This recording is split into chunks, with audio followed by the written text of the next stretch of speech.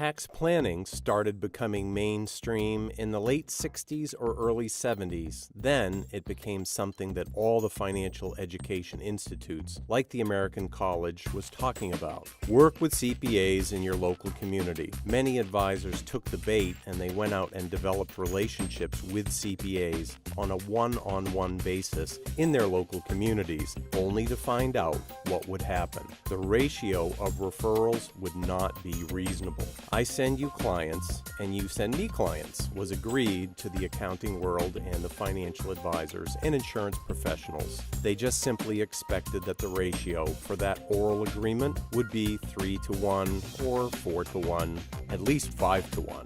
The reality of what happened shocked financial advisors and insurance professionals around the country and reportedly was less than 10-to-1 at best, and a failure as a standalone marketing campaign.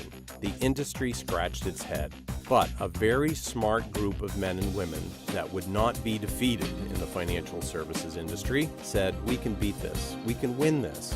And they sat down with their yellow pads and pencils and they went to work. The end result was a revelation in the late 80s and early 90s. Financial advisors and insurance professionals themselves started opening tax offices rather than waiting for those referrals from the accounting world.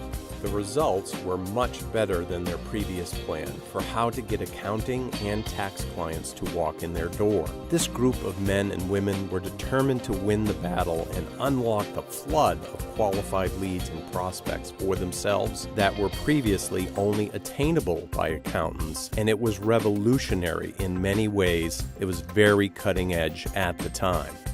The revelation that was finally figured out by those pioneers was that there was no regulation about owning tax offices for people that had insurance or securities licenses. That group expected heavy license regulation and requirements because in their own industry, there are hundreds of hours involved in learning and then mastering what they need to know to do their job. Later, added to the industry were additional CE credits and many other commitments of money and time that set the bar quite high as a barrier to entry for those industries. They expected all the same would be in the tax world, and they were shocked and amazed that the fact that the IRS runs their show a whole different way, and that anybody can be the owner of a tax office without any licensing. None federally, none state, not the SEC, not FINRA, not even the Insurance Bureau. There are no requirements to be the owner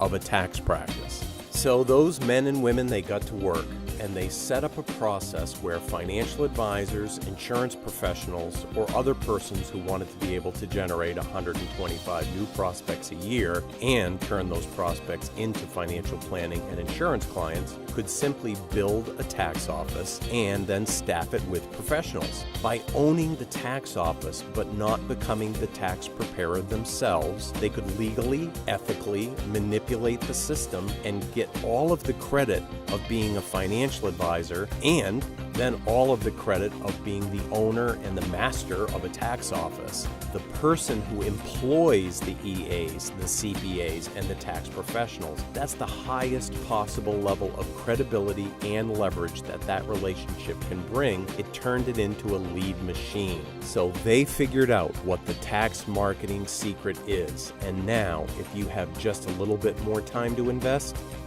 you'll know the secret too.